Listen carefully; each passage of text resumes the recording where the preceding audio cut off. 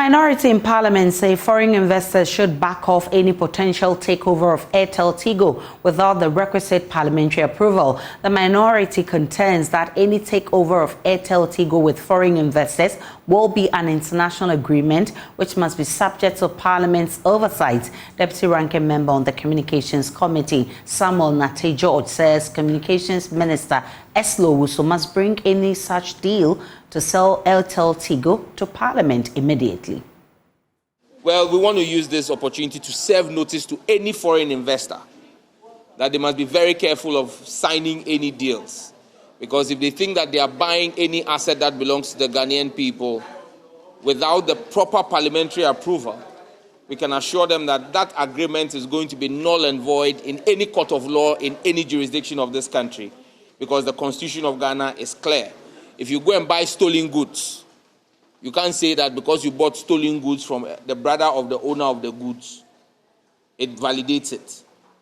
If the laws of Ghana say that when you are buying a state asset and you are an international company, it must come to Parliament, and you decide to go and buy from a minister without coming to Parliament, well, buyer beware, because Parliament would hold the minister responsible, and I'm confident that the next John Mahama government in 2025 will not respect any such agreements. And so people must be very careful. But as a committee and as the minority on the communication side, we'll properly brief the media next week on this matter. But we want to state for the record that as far as we are concerned, you cannot sell Airtel Tigo. One, because you've not officially informed Parliament that you have bought Airtel Tigo. Two, if you are selling Airtel Tigo to an international company, it must come to this house. We saw President Kufuor sell Vodafone.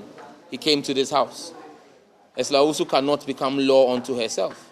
And so we would expect, and as a committee, we would demand saying that she must respect the directive of Mr. Speaker and come and brief the committee on issues involving the status of Airtel Tigo and any potential deal. Because we need to be very careful. As a committee, we are worried. The minority side on the committee, we are worried especially about what happens to the debt. Because Airtel Tigo owes a tower company in Ghana almost to the tune of 200 million Ghana cedis. If you say you are not going to pay, what happens to that tower company? And if you bring in this new investor, is the tower company supposed to continue offering services to the new investor? What happens? Who pays it? Are they going to move that debt to the taxpayer, you and I, because somebody has mismanaged a private entity and government has gone to take on that? There are questions that have to be answered. And so, rest assured, there are all kinds of things we are hearing relative to that deal. It won't happen. Sam George insists Airtel Tigo has some financial issues, including substantial debt, which makes it even imperative for Parliament to scrutinize any deal to sell it off. Well, we all know that when it comes to international agreements, they must come before Parliament. Don't forget that we have raised issues on the floor of this House with the Minister for Communications and Digitalization, Eslo Owusu. First and foremost, if you remember my running battle with her on whether the government of Ghana had bought Airtel Tigo, how much they had bought Airtel Tigo for, and what all of that, when she came and said the government had not bought it, even at the time Airtel had told its shareholders in India that they had sold Airtel Tigo. Subsequently, she came out and said she bought it for $1. Later, we are hearing $25 million. Now, the question is, all of these have considerations for the debt of Airtel Tigo. I know that Airtel Tigo has debts on its books in excess of $100 million. So, if you are selling Airtel Tigo to somebody and the debt is in excess of $100 million, what is the value of the assets? And then what is the value of the debt?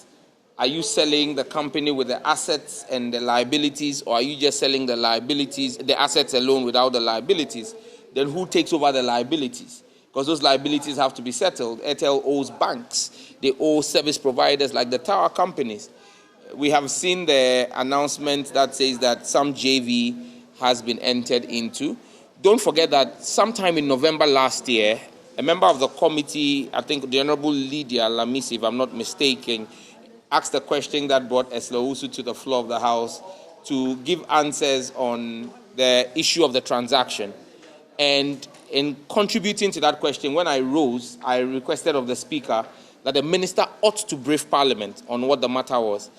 The Speaker directed the Minister to brief the Committee of Parliament on Communications on the status of the deal. The Minister promised and pledged to do so. She has not done so yet.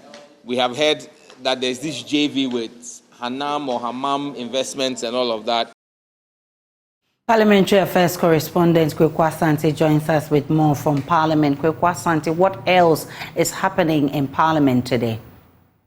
Well, Aisha, the House has not sat for a long time today. The House has adjourned because NDC MPs would have to go and have their caucus workshop over this weekend, and they have to travel out of Accra today. And because of that, Parliament adjourned finally. But before that, Haruna Iddrisu, the former minority leader, had raised some concerns about attendance in the House. In fact, at the time the House started, there were just a little about 15 MPs on both sides of the House, and Haruna Iddrisu was not enthused by that. He raised the issue that the Speakers of Parliament would have to take some keen interest in that.